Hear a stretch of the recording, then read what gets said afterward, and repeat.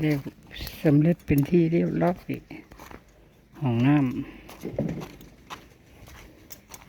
แบบง่ายๆตอนเฮ็ดบ่ให้เห็นสั้นเฮ็ดพวกนี้อันจับเปิดออกเปิดเขาเฮ็ดเอาเองเบิดง่วงจับประตูห้องน้ำสิประมาณนี้เฮ็ดเองพี่น้องเอ้ยเฮ็ดมือเล็กมือหน่อยสำเร็จแล้วห้องน้ำก็ได้แต่ว่าเครื่องมุ้งนี่ก็ยังเป็นของที่ว่าเก็บเอามั่งเอาจากหลังเก้าเนาะเจ้าเนาะแต่มันยังไม่อยู่ขยายห่านไม้ก็เลยมันมุงห่านไม้บ่ได้ก็เอาลงมามุงห้องน้ำก็ยังใส่ได้สบายโอ้ยสิใส่เทื่อเดียวเนาะเจ้าเด้อยู่หลังห่านไม้ก็มีห้องน้ำแล้วสะดวกกว้างขวางแล้วเนาะสะดวกสบายนั่นก็คือได้ใส่ห้องน้ำใหม่เป็นที่เรียบร้อยอยู่ห้านแคมทางหลังบ้านกับที่ประมาณนี้เนาะอุดมสมบูรณ์ไปด้วยหนองเล็กๆพอได้เป็ดลงกินน้ำเนาะเจ้าเป็ดไก่ลงกินน้ำสะดวกสบายลงจากหน้างานจังได้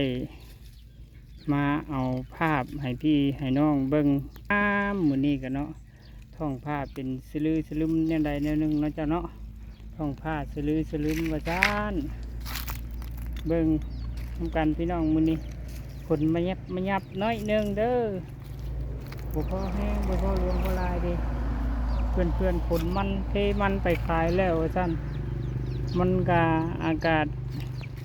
เริ่มแปรเปลี่ยนเริ่มสีเข้าฤดูฝนแล้วมันก็ไหลมาเทมาแหละเดี๋ยวก็ตากยากแล้วเนาะมันเพื่อนเอ้ยใช่เนี่ยแต่มันคอยมันบลายว่าสั้นแล้วก็อยู่กับห้านบัดนี้เพราะว่าห้านกำลังขยายว่าสั้นหากก็แล้วแต่ห้านนี้ยังห้านบ่อปลาเด้อบ้านเด้อแต่ก็เวลาเฮ็ดกับบ่มีผู้ได้จับให้กล้องอะไรเนาะเลยบ่ได้รีวิวเนาะมารีวิวตอนที่ว่าลงจากหน้างานนี่แหละ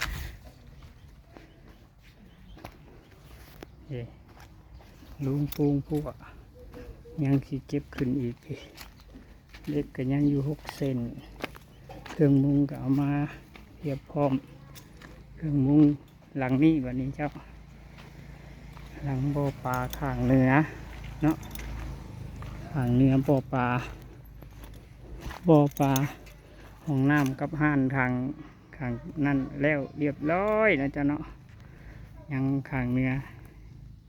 ขอบใจเพื่อนที่เข้ามาให้กำลังใจในชีวิต